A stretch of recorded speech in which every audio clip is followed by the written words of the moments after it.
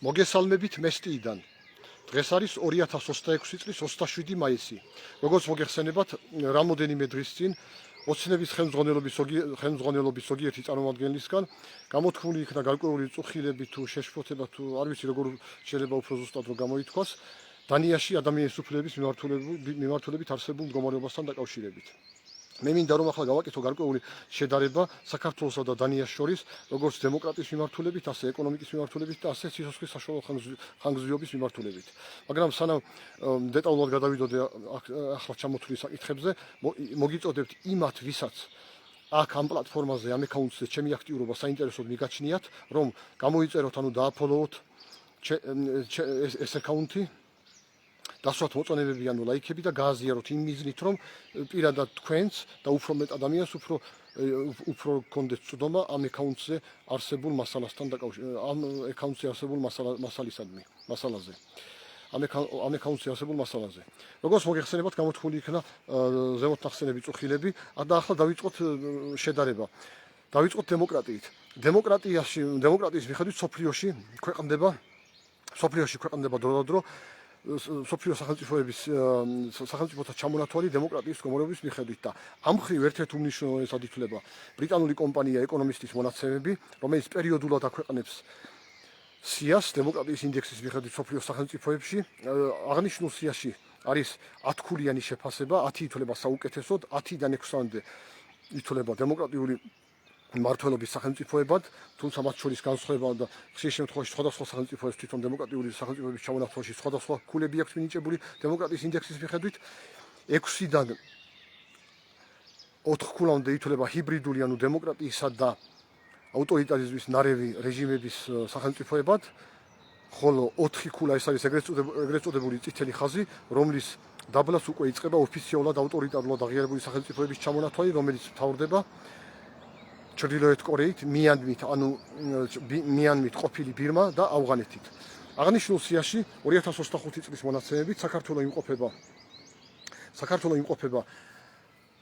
99 ადგილზე 4.36 ქულით. ანუ ეს იმას ნიშნავს, რომ იმ სიაში საქართველოს ეგრეთ წოდებული წითელი ხაზისგან, რასაც 4 ქულა ქვია, აშორებს მხოლოდ 0.36 ქულა, ხოლო 4 ქულის ქვევით, როგორც აღნიშნე, იწყება ოფიციალურად ავტორიტარულად აღიარებული სახელმწიფოების ჩამონათვალი.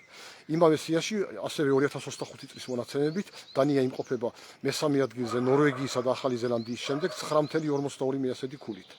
როგორც აღნიშნე, ეს ეკონომისტის მონაცემები ითვლება ერთ-ერთ ყველაზე უფრო მნიშვნელოვნად სოფლიოში ამ მიმართულებით. და როგორც გითხარით, ის არის ბრიტანული კომპანია და თვითონ ბრიტანეთი იმყოფება აღნიშნულ სიაში იმავე 25 წლის მონაცემებით მე-18 ადგილზე 8.34 ქულით, ხოლო ამერიკის შეერთებული შტატები, რომელიც სოფლიოს ყველაზე უფრო ძლევამოსილი სახელმწიფოა, 34 ადგილზე 7.65 ქულით და ჩემი აზრით ეს კიდევ უფრო ადასტურებს იმას, რომ თუ რამდენად სანდოა და რეალურია ეკონომისტის აღნიშნული სია დემოკრატიის ინდექსის მიხედვით. ეს რაც შეეხება ინდექსებს. ახლა ჩვეულებრივ პრაქტიკაში რომ გადმოვიტანოთ, დანია არის სოფლიოს ერთ-ერთი ყველაზე უფრო დემოკრატიული სახელმწიფო. იქ არის კოალიციური მთავრობა. არის საპარლამენტო მმართველობის რესპუბლიკა, კონსტიტუციური მონარქია. ანუ საპარლამენტო მონარქია, მოდი ასე ვთქვათ, ანუ საპარლამენტო მმართველობის სახელმწიფო, კონსტიტუციური მონარქია. სადაც მონარქიის უფლებები საკმაოდ შეზღუდულია. როგორც დიდ ბრიტანეთში, მაგალითად, როგორც ესპანეთში და ასე შემდეგ, თუმცა მათ უფლებამოსილებებს შორისაც შეიძლება გარკვეული სხვაობები იყოს. და რაც ძალიან მნიშვნელოვანია, დანიაში დროდადრო პერიოდულად არჩევნების გზით ხელისუფლების ცვლილებები ითვლება ჩვეულებრივ მოვლენად. ხოლო საქართველოში მას შემდეგ, რაც 1991 წელს გახდა საქართველოს დამოუკიდებელი სახელმწიფო, საქართველოში მხოლოდ ერთხელ შეიცვალა ჯერჯერობით ხელისუფლება არჩევნების გზით 2012 წელს. ხოლო რაც შეეხება კოალიციურ მთავრობას, კლასიკური გაგებით კოალიციური მთავრობა საქართველოს დამოუკიდებლობის ისტორიაში 1991 წლიდან მოყოლებული კლასიკური გაგებით კოალიციური მთავრობა საქართველოს საერთოდ არ ჰყოლია. და ეს განმეორებები ადასტურებს გვიჩვენებს ბევრ რაღაცას. ახლა რაც შეეხება ეკონომიკას. სოფლიოში ეკონომიკები რაც ასევე ცხოვრების დონეს ნიშნავს, სხვადასხვა კრიტერიუმებით ჯამდება. ამ მხრივ ერთ-ერთი ყველაზე მნიშვნელოვანი ითვლება მთლიანი შიდა პროდუქტის მთლიანი შიდა პროდუქტი ერთსულ მოსახლეზე გადაანგარიშებით. როგორც მთლიანი შიდა პროდუქტი ნომინალში, რაც ნიშნავს ფულად ერთეულში გამოსახული და მთლიანი შიდა პროდუქტი სყიდულუნარიანობის პარიტეტით.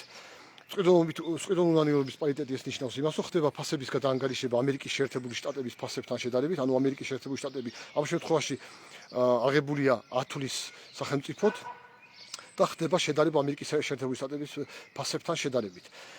2025 წლის მონაცემებით საქართველოში მთლიანი შიდა პროდუქტი ერთსულ მოსახლეზე ოფიციალური მონაცემებით არის დაახლოებით $11,500, ხოლო ეს $11,500 ერთსულ მოსახლეზე გადაანგარიშებით ნომინალში, ხოლო სყიდულუნარიანობის პარიტეტით ერთსულ მოსახლეზე გადაანგარიშებით $34,000, რაც იმას ნიშნავს, რომ ესე იგი შეფასებულია, რომ საქართველოში საშუალოდ დაახლოებით 3-ჯერ უფრო იაფია ფასები ვიდრე ამერიკის შეერთებულ შტატებში. ანუ ერთი და იგივე რაოდენობის თანხით ითვლება, რომ საშუალოდ გააჩნია სხვადასხვა რაღაცა შეიძლება სხვადასხვა განსხვავებები იყოს ფასებში, მაგრამ საშუალოდ ფასების საშუალო ჯამური შეფასებით ითვლება, რომ საქართველოში ერთი და იმავე თანხით შეიძლება 3-ჯერ მეტი რაღაცის ყიდვა ვიდრე ამერიკის შეერთებულ შტატებში.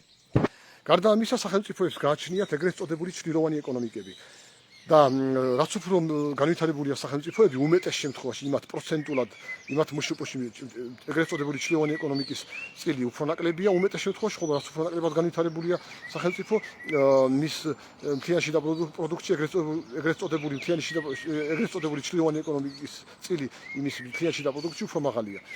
ახლა წარმოგიდგენთ შეგიხრათ რაც ვინც ნაკლებად ერკვევას საკითხებში ჩრდილოვანი ეკონომიკა რა შეიძლება იყოს. აი მაგალითად ერთმა ოჯახმა მოიყვანა 1 ტონა კარტოფილი, რომელიც მათ არ გაყიდეს და მთლიანად მოიხმარეს სახლში.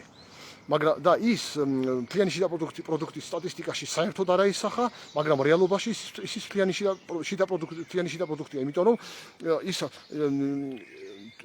იმ კარტოფილით დაამზადეს კერძები და რითაც ის ოჯახი გამოიკვება ნაწილობრივ და ისო არ ჰქონოდათ, მაშინ ის ან უნდა დაეკლოთ, ან ასეთ შემთხვევაში უნდა ეყიდათ. და ჩრდილოვანი ეკონომიკის ჩათვლით თუ რამდენია საქართველოს მთლიანი შიდა პროდუქტი, ახლა ამის ზუსტი დაანგარიშება ზე, რადგან ჩრდილოვანი ეკონომიკა ძალიან რთულად და საანგარიშებელია, მაგრამ ალბათ დაახლოებით ნომინალში იქნება ერთსულ მოსახლეზე 2025 წლის მონაცემებით 2025 წელს დაახლოებით $13,000, $13,500 ალბათ ერთსულ მოსახლეზე. და შესაბამისად სყიდულუნარიანობის პარიტეტით ალბათ დაახლოებით იქნება ასე $38,000-$39,000 ალბათ ერთსულ მოსახლეზე. ხოლო დანიაში მთლიანი შიდა პროდუქტი 2025 წელს, იმავე 2025 წელს არის დაახლოებით $83,000 ერთსულ მოსახლეზე გადაანგარიშებით, ხოლო სყიდულუნარიანობის პარიტეტით დაახლოებით $99,000 ერთსულ მოსახლეზე გადაანგარიშებით. რაც იმას ნიშნავს, რომ ესე იგი დანიაში საშუალოდ ითვლება, რომ ცოტათი უფრო დაბალი არის ფასები 1/2-ში, ვიდრე ამერიკის შეერთებულ შტატებში. თუმცა შეიძლება ერთი რაღაცა ერთ ქვეყანაში უფრო ძვირი იყოს, მეორე რაღაცა მეორეში, მაგრამ 1/2-ში მთლიანობაში ასე ფასდება. ხოლო დანიას სავარაუდოდ სოფლიოში აქვს ერთ-ერთი და ითვლება, რომ დანიას სოფლიოში აქვს ერთ-ერთი ყველაზე უფრო დაბალი მშპ-სთან შეფარდებით ჩრდილოვანი ეკონომიკა, მაგრამ არ არსებობს სახელმწიფო, რომელსაც რაღაც რაოდენობით ჩრდილოვანი ეკონომიკა მაინც არ ექნება. და ჩრდილოვანი ეკონომიკის ჩათვლით ალბათ დანიის მთლიანი შიდა პროდუქტი 2025 წლის იქნება ალბათ დაახლოებით $87,000 ერთსულზე გადაანგარიშებით ნომინალში და სყიდულუნარიანობის პარიტეტით ალბათ დაახლოებით $94,000 ფარგლებში ერთსულ მოსახლეზე გადაანგარიშებით. ანუ სყიდულუნარიანობის პარიტეტით ეს ნიშნავს, რომ დანიაში საქართველოზე დაახლოებით 2.5-ჯერ უფრო დიდი არის მთლიანი შიდა პროდუქტის მოცულობა. ანუ სუფთად, ანუ ფასების სხვაობისთან მიუხედავად. ანუ ფასების სხვაობა, ანუ დანიის უფრო სიძვირე რო არ ვიანგარიშოთ, ანუ იმის მიუხედავად. ახლა რაც შეეხება სიცოცხლის საშუალო ხანგრძლივობას. სოფლიოში სიცოცხლის საშუალო ხანგრძლივობა 2025 წელს იყო დაახლოებით 73.5 წელი, დაახლოებით ამდენივე იყო რუსეთში, ხოლო საქართველოში დაახლოებით 74.7 წელი. ხოლო დანიაში კიდევ 2.1, ანუ დაახლოებით 7.5 წლით უფრო დიდი ვიდრე საქართველოში. მიუხედავად იმისა, რომ ზოგადად თანაბარი პირობებში, ზომიერი კლიმატურ სარტყლის პირობებში მდებარე ქვეყნებში უფრო მაღალია სიცხეს საშუალო ვიდრე უფრო ცივი ზონებში მდებარე და ხოლო დანია უფრო ცივ ზონაში, ანუ თანაბარი კლიმატურ პირობებში ალბათ დაახლოებით 9 წლით უფრო მაღალი იქნებოდა. აი ეს ამ დეტალებზე მინდოდა მესაუბრა. დიდი მადლობა ყურადღებისათვის, კარგად ვზამდებოდეთ. და აქედან გამომდინარე, დასკვნის გამოტანა ალბათ შეიძლება ამ შედარებიდან საქართველოსა და დანიაში არსებული მდგომარეობასთან დაკავშირებით სხვადასხვა მიმართულებით.